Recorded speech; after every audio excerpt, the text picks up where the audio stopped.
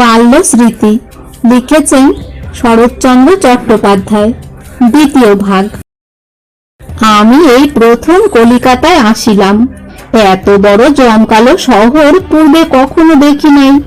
মনে ভাবিলাম, যদি এই প্রকাণ্ড গঙ্গার উপরে কাঠের সাঁকোর মাঝামাঝি কিংবা ওই যেখানে একরাশ মাস্তুল খাড়া করিয়া জাহাজগুলা দাঁড়াইয়া আছে, সেই বরাবর যদি একবার তলাইয়া যাই, তাহা হইলে আর কখনো বাড়ি ফিরিয়া যাইতে পারিব না। কলিকাতায় আমার একটুও ভালো লাগিল না। এত ভয়ে কি আর ভালোবাসা হয়? কখনো যে হইবে সে ভরসা করিতে পারিলাম না। কোথায় গেল আমাদের সেই নদীর ধার, সেই বাঁশ ঝাড়, মাঠের মধ্যে বেল গাছ, মৃত্যুদের বাগানের ঠেসাঠেসি পেশাপেশি, বড় বড় রাস্তা। বাড়ির পিছনে এমন একটি বাগান নাই যে লুকাইয়া এক চিলুম তামাক খাই। আমার কান্না আসিল। চোখের জল মুছিয়া মনে মনে বলিলাম, ভগবান জীবন দিয়েছেন, আহার তিনি দেবেন। কলিকাতায় স্কুলে ভর্তি হইয়াছি। ভালো করিয়া পড়াশোনা করি। কাজে কাজেই আমি আজকাল ভালো ছেলে। দেশে অবশ্যই আমার নাম জাহির হইয়া গিয়াছে। যাক সে কথা। আমরা আত্মীয় বন্ধু বান্ধব মিলিয়া একটা মেস করিয়া আছি। আমাদের মেসে 4 জন লোক। মেজো দাদা, আমি, রামবাবু ও জগন্নাথ বাবু। রামবাবু ও জগন্নাথ বাবু মেজো দাদার বন্ধু। এত ভিন্ন একজন ভৃত্য ও একজন পাচক ব্রাহ্মণ আছে। গদাধর আমাদের রসুয়ে ব্রাহ্মণ। সে আমার অপেক্ষা 3-4 বৎসরের বড় ছিল। অমন ভালো মানুষ লোক আমি কখনো দেখি নাই। পাড়ার কোনো ছেলের সহিত আমার আলাপ ছিল না। সম্পূর্ণ বিভিন্ন প্রকৃতির লোক হইলেও সে আমার মস্ত বন্ধু হইয়া উঠিল।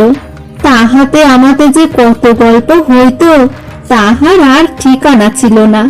তাহার বাড়ি মেদিনীপুর জেলার একটা গ্রামে। সেখানকার কথা, তাহার বাল্য ইতিহাস ইত্যাদি শুনিতে আমার বড় ভালো লাগিত। সেসব কথা আমি এতবার শুনিয়াছি যে আমার বোধ হয় আমাকে সেখানে চোখ বাঁধিয়া ছাড়িয়া দিলেও সমস্ত স্থানটি স্বচ্ছন্দে ঘুরিয়া বেড়াইতে পারি। রবিবারে তাহার সহিত আমি গড়ের মাঠে বেড়াইয়া আসিতাম। সন্ধ্যাবেলায় রান্নাঘরে বসিয়া খিল দিয়া 2 জনে বিনতি খেলিতাম। ভাত খাইয়া তার ছোট হুকটিতে 2 জনে তামুক খাইতাম। সব কাজ আমরা 2 জনে করিতাম। পাড়ার কাহারও সহিত আলাপ নাই। সঙ্গী দোস্ত ইয়ার বন্ধু, মুচিপাড়ার ভুলো, কেলো, খোকা, খাদা সবই আমার সে। তাহার মুখে আমি কখনো উঁচু কথা শুনি নাই। মিছামিছি সবাই তাহাকে তিরস্কার করিত। আমার গা জ্বালা করিত, কিন্তু সে কোনো কথার উত্তর দিত না। যেন যথার্থই দোষ করিয়াছে। সকলকে আহার করাইয়া সে যখন রান্নাঘরের কোণে একটি ছোট থালায় খাইতে বসিত, তখন আমার শত কর্ম থাকিলেও সেখানে উপস্থিত হইতাম। বেচারির ভাগ্যে প্রায় কিছুই থাকিত না, এমনকি ভাত পর্যন্ত কম পড়িত। কাহারও খাইবার সময় আমি থাকি নাই। খাইতে বসিয়া ভাত কম পড়ে, তরকারি কম পড়ে, মাছ কম পড়ে, আমি আগে কখনোই দেখি নাই। আমার কেমন কেমন বোধ হইত। ছেলেবেলায় ঠাকুরমা মধ্যে মধ্যে দুঃখ করিয়া বলিতেন, ছেলেটা আধ পেটা খেয়ে খেয়ে শুকিয়ে দড়ি হয়ে গেছে, আর বাঁচবে না। আমি কিন্তু ঠাকুমার ভরপেট কিছুতেই খাইতে পারিতাম না। শুকাইয়া যাই আর দড়ি হইয়াই যাই। আমার আধ পেটাই ভালো লাগিত। এখন কলিকাতায় আসিয়া বুঝিয়াছি, সে আধ পেটায় এ আধ পেটায় অনেক প্রভেদ। কেহ খাইতে না পাইলে যে চোখে জল আসিয়া পড়ে, আমি পূর্বে কখনো অনুভব করি নাই। পূর্বে কতবার ঠাকুরদার পাত্রে উচ্ছিষ্ট জল দিয়া তাহাকে আহার করিতে দিই নাই। ঠাকুরমার গায়ে সারণীয় সন্তান নিক্ষেপ করিয়া তাহার উপস্থিত কর্ম হইতে তাহাকে বিরত করিয়াছি। তাহাদের আহার হয় নাই, কিন্তু চোখে কখনো জল আসে নাই। পিতামহ পিতামহী আপনার লোক, গুরুজন আমাকে স্নেহ করেন। তাহাদের জন্য কখনো দুঃখ হয় নাই। স্ব ইচ্ছায় তাহাদিগকে অর্ধভুক্ত এমনকি অভুক্ত রাখিয়া পরম সন্তোষ লাভ করিয়াছি। আর এই গদাধর কোথাকার কে? তাহার জন্য অনাহুত অশ্রু আপনি আসিয়া পড়ে। কলিকাতায় আসিয়া যে আমার কি হইল তাহা ঠাউরাইতে পারি না। চোখে এত জলই বা কোথা হইতে আসে ভাবিয়া পাই না। আমাকে কেহ কাঁদিতে দেখে নাই। জিদ করিয়া আস্ত খেজুরের ছড়ি আমার পৃষ্ঠে ভগ্ন করিয়াও বাল্যকালে গুরু মহাশয় তাহার সাধ পূর্ণ করিতে পারেন নাই। ছেলেরা বলিত সুকুমারের গা ঠিক পাথরের মতো।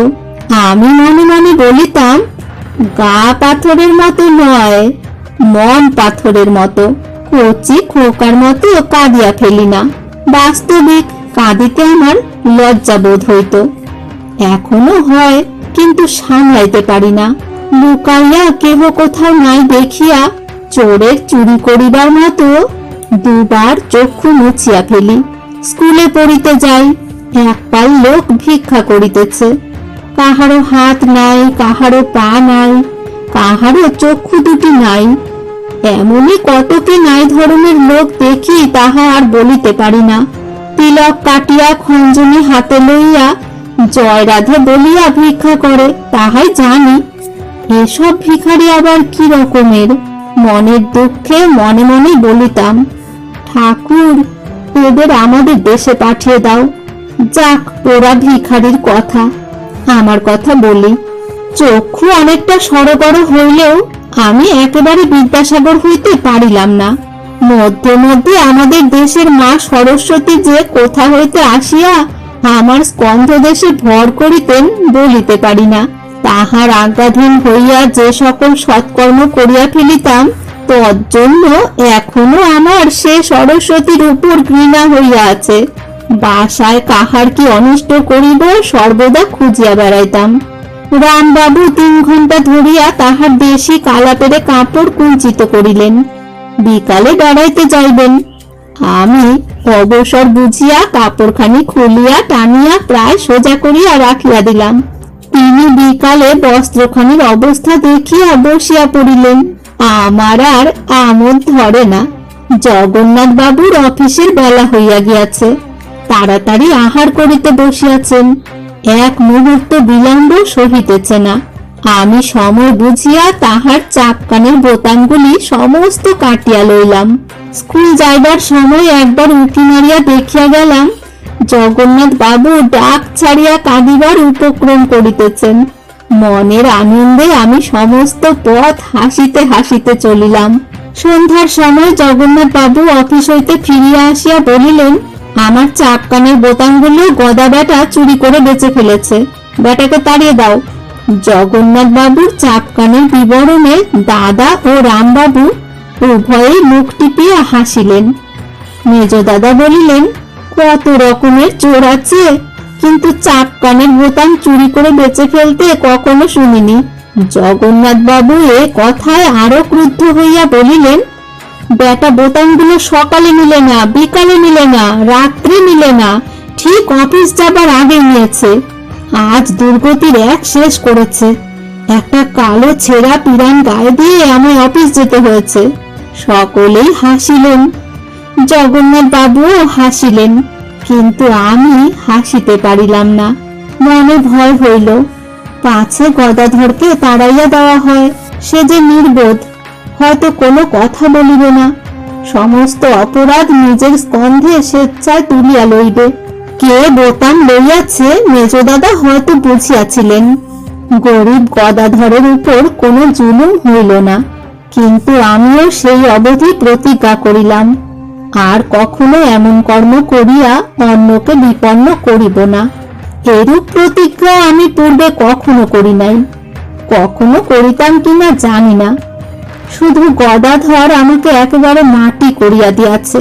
কি উপায়ে কাহার যে চরিত্র সংশোধিত হইয়া যায় কেহই জানে না। গুরু মহাশয়ের, ঠাকুরদা মহাশয়ের, আরো অনেক মহাশয়ের কত চেষ্টাতেও আমি যে প্রতিজ্ঞা কখনো করি নাই, এক গদাধর ঠাকুরের মুখ মনে করিয়া সেই প্রতিজ্ঞা করিয়া ফেলিলাম। এতদিনে প্রতিজ্ঞা ভঙ্গ হইয়াছে কিনা জানি না, কিন্তু স্বেচ্ছায় কখনো ভঙ্গ করিয়াছি এমন মনে হয় না। এখন আর একজন লোকের কথা বলি। সে আমাদের রামা চাকর। রামা যাতে কায়েত কি সদগোপ এমনই কি একটা ছিল। বাড়ি কোথায় শুনি নাই।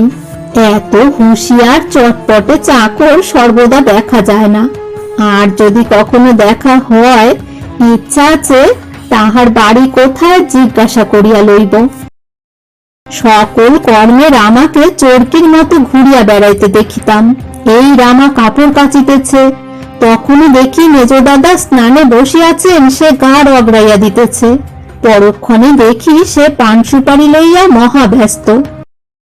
এই রূপে সে সর্বদা ঘুরিয়া বেড়ায়। মেজদার দি ফেভারিট, মস্ত লোক। আমি কিন্তু তাহাকে দেখিতে পারিতাম না। সে ব্যাটার জন্য আমি মেজদার নিকট প্রায় তিরস্কৃত হইতাম। বিশেষত গদা বেচারিকে সে সর্বদাই অপ্রস্তুত করিত। আমি তাহার উপর বড় চটা ছিলাম, কিন্তু হইলে কি হয়, সে মেজদার দি ফেভারিট। আমাদের বাসার রামবাবুও তাহাকে দেখিতে পারিতেন না। তিনি বলিতেন দ্য রোগ। তখন এ কথাটার ব্যাখ্যা তিনি নিজে না করিতে পারিলেও আমরা দুজনে বিলক্ষণ বুঝিতাম, রামা দি রোগ। তাহার চটিবার আরো অনেক কারণ ছিল। প্রধান কারণ এই যে সে নিজেকে রামবাবু বলিয়া পরিচিত করিত। মেজ দাদাও সময়ে সময়ে রামবাবু বলিয়া ডাকিতেন। আমাদের রামবাবুর এসব ভালো লাগিত না। যাক, বাজে কথা। একদিন বিকালে মেজ দাদা একটা ল্যাম্প ক্রয় করিয়া আনিলেন। বড় ভালো জিনিস, প্রায় 50-60 টাকা মূল্য। সকলে বেড়াইতে যাইলে আমি গদাধরকে ডাকিয়া আনিয়া সেটা দেখাইলাম। গদাধর সেরকম আলো কখনো দেখে নাই। সে মহা আহ্লাদিত হইয়া সেটা 2-4 বার নাড়িয়া দেখিল। তাহার পর আপনার কর্মে রন্ধনশালায় প্রবেশ করিল। আমার কিন্তু কিউরিওসিটি কিছুতেই থামিল না। কি করিয়া চিমনি খুলি, কি করিয়া ভিতরের কল দেখি। অনেক নাড়িয়া চাড়িয়া দেখিলাম, অনেকবার ঘুরাইবার চেষ্টা করিলাম, কিন্তু কিছুতেই খুলিল না। অনেক অবজারভেশনের পর দেখিলাম নিচে একটা স্ক্রু আছে। অগত্যা সেটা ঘুরাইলাম। কিছুক্ষণ ঘুরাইবার পর হঠাৎ একেবারে ল্যাম্পের আধখানা খসিয়া আসিল। তাড়াতাড়ি ভালো ধরিতে পারিলাম না। উপরের কাঁচগুলা টেবিল হইতে নিচে পড়িয়া একেবারে চূর্ণ হইয়া গেল।